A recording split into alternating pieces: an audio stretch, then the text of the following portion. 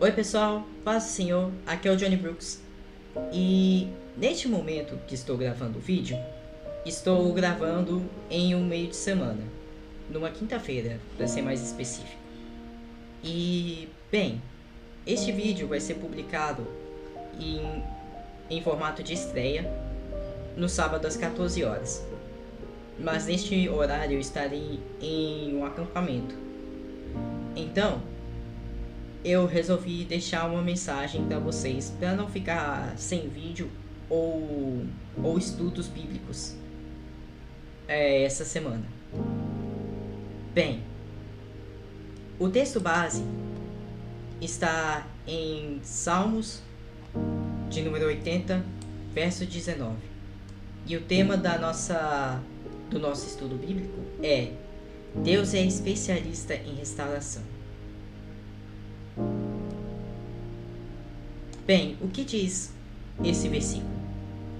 Ele diz o seguinte: restaura-nos, ó Deus, faze resplandecer o teu rosto e seremos salvos.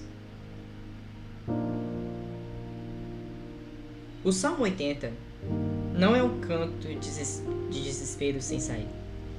O Salmo 80 não é um canto de desespero sem saída. É um canto de alguém que, mesmo no fundo da ruína, sabe a quem recorrer, que conhece que Deus plantou a vinha e que acredita que esse mesmo Deus pode replantar. E três vezes ao longo deste salmo, a mesma oração ocorre em meio à tempestade. E o versículo 19 é a forma final e mais intensa dessa oração. Restaura-nos, ó Deus dos exércitos. E vamos percorrer por essa mensagem, por esse cântico muito importante, falando sobre restauração. E por que Deus é especialista em oração, em restauração. E falando por que Deus é especialista em restauração. Bom, primeiro de tudo, o Salmo número 80 começa com um clamor que não esconde nada. O salmista não chega diante de Deus com uma aparência arrumada e um discurso ensaiado.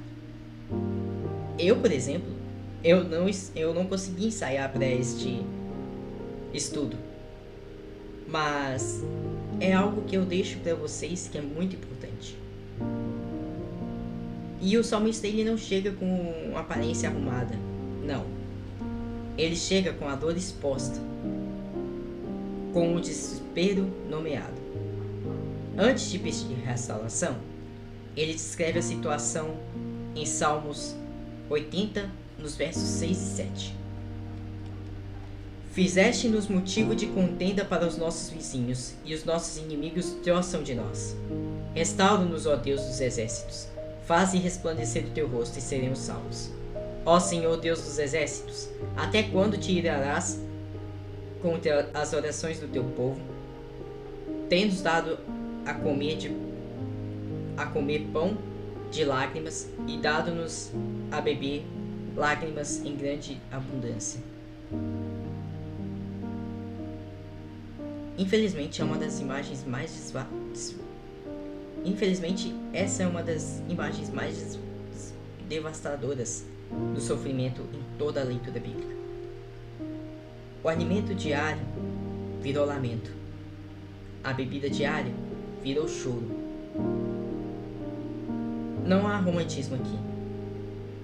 Tem um retrato honesto de alguém que perdeu o rumo e está sofrendo as consequências.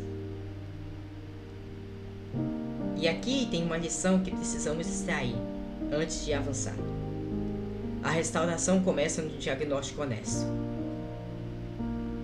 Não com negação, tipo, eu estou bem, é só uma fase. Não com uma espiritualização apressada, tipo, Deus está no controle, então não devo me preocupar. Não. A gente deve estar com a nomeação precisa e corajosa do que está destruindo. O salmista, ele não chegou diante de Deus fingindo que a situação não era grave. Não. Ele disse que estamos comendo pão de lágrimas. Até quando nossos inimigos destroçam de nós? Até quando? E essa honestidade não é falta de fé. É o exercício mais maduro da fé. É a confiança de que Deus suporta a verdade da nossa situação sem se afastar. Pense bem em Jó, por exemplo.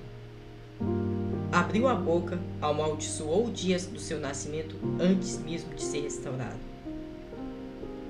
Davi disse: meu Deus, por que me abandonaste? Antes de celebrar a libertação. O filho pródigo, ele voltou a si antes de levantar e ir ao encontro do pai. A restauração, ela não começa com a solução. Começa com o reconhecimento do problema.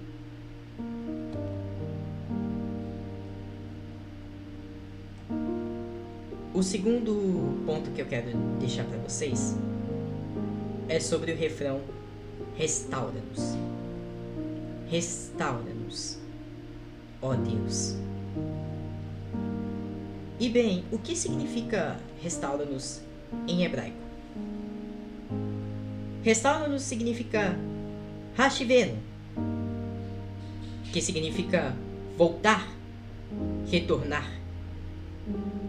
É o mesmo verbo que aparece em outras chamadas de arrependimento de profetas. Voltai para mim, Zacarias 1:3. Voltai ao vosso Deus, Joel 2:13. O salmista não pede apenas recuperação de bens materiais ou status político. Ele está pedindo uma restauração que começa de dentro, um retorno à comunhão com Deus, no qual as outras restaurações fluem. E a segunda parte do refrão é significativa. Faze resplandecer o teu rosto e seremos salvos.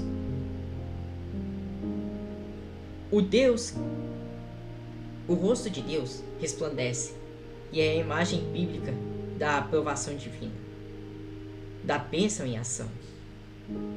O salmista está dizendo: eu não preciso de não preciso de soluções imediatas para todos os problemas. Não. Tudo que eu preciso é do seu rosto. Quando o seu rosto resplandecer sobre mim, a salvação virá como consequência.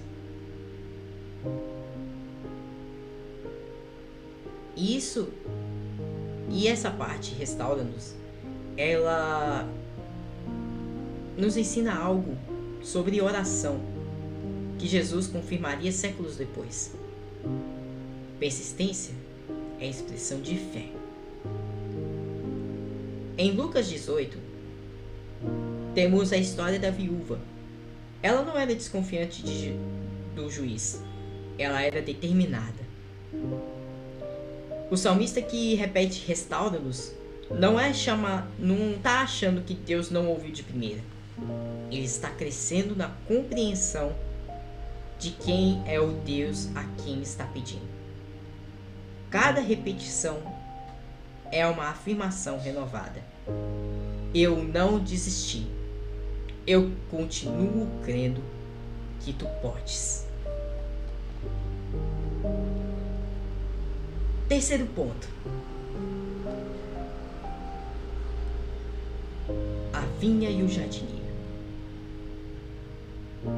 Salmos 80 fala o seguinte, nos versos 8 e 9 e 12 a 13. Trouxeste uma vinha do Egito, expulsaste os gentios e a plantaste, preparaste o terreno diante dela, e ela lançou raízes e encheu a terra. As montanhas foram cobertas com a sua sombra, e os seus ramos eram como os cedros de Deus. Por que, pois, derrubaste as suas cercas, de modo que que passam pelo caminho a colhem, o javali do bosque a devasta e o animal do campo a pasta. Essa é uma metáfora que mais tem um peso em toda a tradição do Antigo Egito. Do Antigo Testamento, perdão, gente. Para descrever o relacionamento entre Deus e Israel. É só vocês darem uma conferida em Isaías 5, dos versos de 1 a 7, Ezequiel 17 e Jeremias capítulo 2, verso 21. O salmista, ele usa aqui uma maestria narrativa. Ele conta toda a história. O transplante do Egito, ou melhor dizendo, o êxodo, o estabelecimento na terra prometida, o crescimento glorioso e então o colapso. As cercas foram derrubadas. Os que passam pelo caminho colhem. O javali a devasta. E por que o salmista até pergunta por quê? Pois derrubaste as cercas. As suas cercas. Ele atribui o colapso a Deus. Não por ingenuidade, mas porque é uma fé profunda na soberania divina. Se Deus é soberano sobre a história de Israel, então até a devastação está dentro do seu governo. E se está dentro do seu governo, então o pedido de restauração tem endereço certo. O mesmo Deus que permitiu o colapso é o único que pode revertê-lo. Você crê nisso? Você crê que Deus, o mesmo Deus que permitiu que a sua vida fosse colapsada, ele pode restaurá-la? Você crê nisso?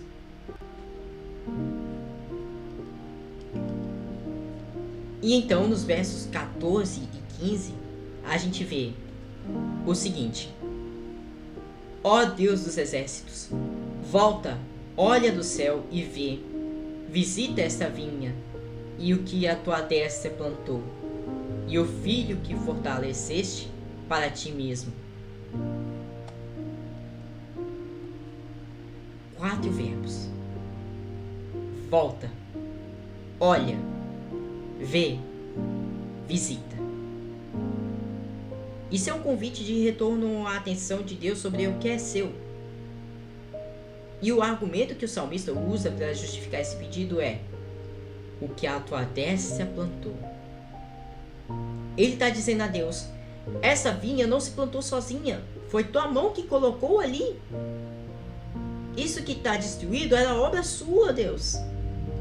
Então sua restauração é uma questão de fidelidade ao próprio trabalho. É um argumento que aparece em diferentes formas ao longo de toda a Escritura. Isaías vai dizer: tu és o nosso olheiro, aquele que iniciou em vós a boa obra, há de completá-la em Filipenses. O que Deus começou, ele não abandona no meio do caminho. O jardineiro não planta e depois esquece a vinha. Pelo contrário, ele planta e sabe que a vinha está ali. E com Deus não é diferente. Ele sabe que você está ali passando por um momento difícil. E ele vai te restaurar. Se você pedir, ele restaura. Quarto ponto: o salmista não está sozinho no testemunho sobre a especialidade em Deus em restaurar. Em toda a Escritura a gente vê isso. Principalmente em 3 textos que confirmam e ampliam o que o salmista clamou nas ruínas do Reino do Norte. Cada um aborda a restauração de um ângulo diferente.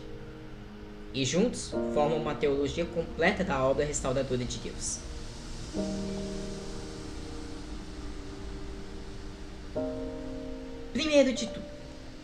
Primeiro texto, Joel. Joel 2,25 vai dizer: e restituir-vos-ei os anos que foram consumidos pelos gafanhotos, pelos pulgões, pelos besouros e pela largata, meu grande exército que enviei contra vós. O livro de Joel foi escrito no contexto de uma praga de gafanhotos que devastou Israel. Havia destruído toda a produção agrícola de Israel. Mas Deus, ele promete restaurar os anos. Não apenas as colheitas, mas os anos também. Essa é uma das declarações mais audaciosas de toda a teologia bíblica. Deus promete compensar o tempo perdido. Não é que possa reverter o relógio, não. Mas ele faz com que o que resta seja tão fecundo que cubra o que foi perdido. Para quem perdeu décadas a vícios, relacionamentos destrutivos, escolhas que custaram caro, Joel, capítulo 2, verso 25, é uma das promessas mais pessoais que Deus pronunciou. Segundo o texto, Isaías. No capítulo de número 43, versos 18 e 19, vai dizer o seguinte: não vos lembreis das coisas passadas, nem considereis as antigas. Eis que faço coisa nova, agora sairá à luz. Não a reconhecereis vós? Farei também um caminho no deserto e rios no ermo. 3 imagens importantes aqui. Coisas novas, onde saíram luz, caminho no deserto e rios no ermo. Deus não apenas repara o que foi destruído, ele faz algo que não existia antes. A restauração de Deus não é apenas recuperação do estado anterior, é frequentemente superação do que já havia antes. O deserto não é apenas atravessado, um caminho surge nele. O ermo não é apenas sobrevivido, rios aparecem onde antes não havia água. Terceiro texto, Lucas, capítulo 15, verso 20, parte B. Jesus contou a parábola mais famosa sobre restauração. Um filho que desperdiçou a herança, caiu em miséria extrema e que voltou a si e começou a caminhar de volta para casa. E o que o pai fez quando viu ele de longe? Seu pai o viu e compadeceu dele. Correu, lançou-se ao pescoço e beijou. O pai não esperou o filho chegar. Ele correu em direção a ele.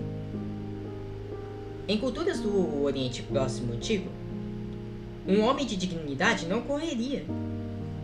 Isso era considerado indigno. Mas o pai da parábola abriu mão de sua dignidade para encurtar a distância entre ele e o filho. E Jesus está dizendo assim: é assim que o Pai Celestial age quando alguém estava perdido e começa a voltar. Ele não espera pacientemente no portão. Ele corre. E Deus vai até você para poder te restaurar. E a restauração do filho não foi em partes, foi total. O pai deu o melhor manto, o anel na mão, sandálias nos pés, bezerro gordo e festa. O pai não disse: vamos ver como você vai se comportar nos próximos meses e depois decidimos. Não. Ele restaurou completamente e imediatamente, porque a restauração não depende do mérito do filho, depende do caráter do pai. E assim, Deus é conosco. Ele vai em direção a nós e nos restaura. Ele pode nos dar o melhor manto, o melhor anel, as melhores sandálias. Ele pode nos dar tudo. Mas tudo isso se a gente crer nele. Se a gente crer que ele vai restaurar.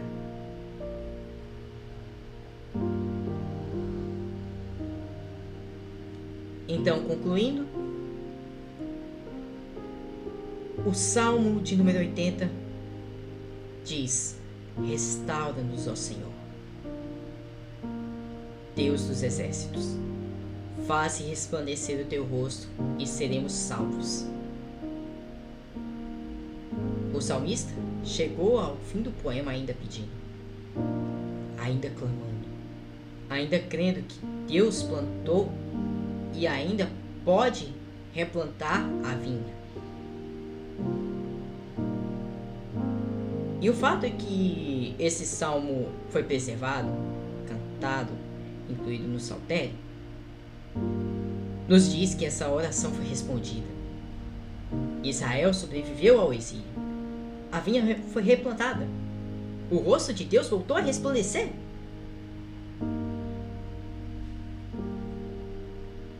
E seja o que for que esteja destruído na sua vida, seja casamento, família, amizades, a saúde espiritual se deteriorando, o Deus dos exércitos é o mesmo Deus que ouviu o clamor do salmista nas ruínas do Reino do Norte. Ele restaurou anos consumidos pelos gafanhotos, abriu o caminho no deserto, abriu rios no ermo, correu ao encontro do filho que ainda estava longe e não mudou até os dias de hoje. O refrão ainda está disponível para você dizer: restaura-nos, ó Senhor, Deus dos exércitos. Não decrete a morte do que Deus pode restaurar. Não escreva o fim de uma história que Deus ainda não terminou. Não trate como irrecuperável o que está nas mãos do jardineiro que plantou a vinha com a própria destra. Traga a ruína de maneira honesta.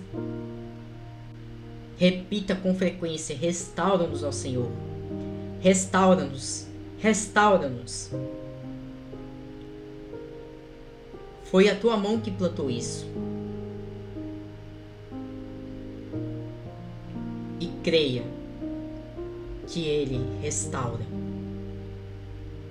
anos perdidos, faz coisas novas no deserto e corre ao seu encontro enquanto ainda está longe.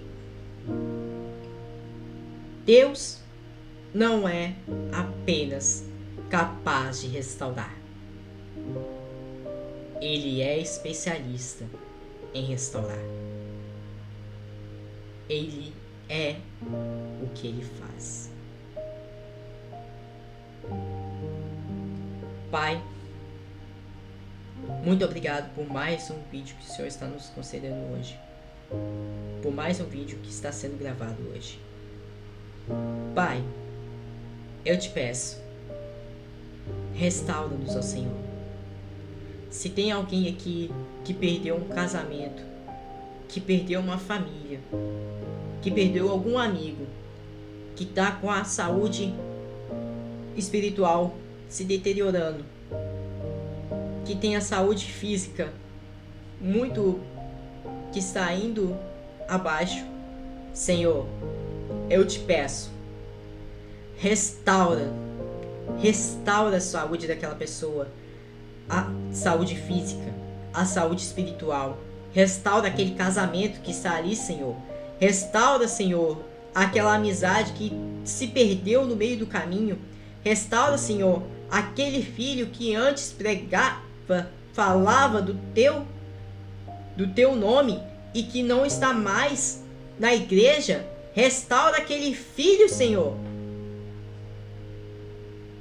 que um dia se perdeu.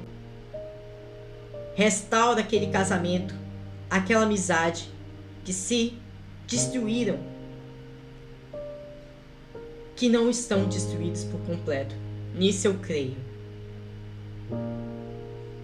Se tem alguma coisa perdida, ó Pai, restaura. Restaura. Restaura-nos, ó Deus. Restaura, Pai. Em nome de Jesus. Amém. É isso, pessoal. Muito obrigado a todos que assistiram. Eu espero que vocês tenham isso em mente. Que Deus ainda pode te restaurar. Restaurar aquilo que Ele fez e que um dia parece que foi destruído.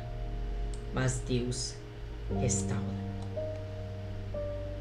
Deus abençoe vocês e que o Espírito Santo esteja em cada um de vocês.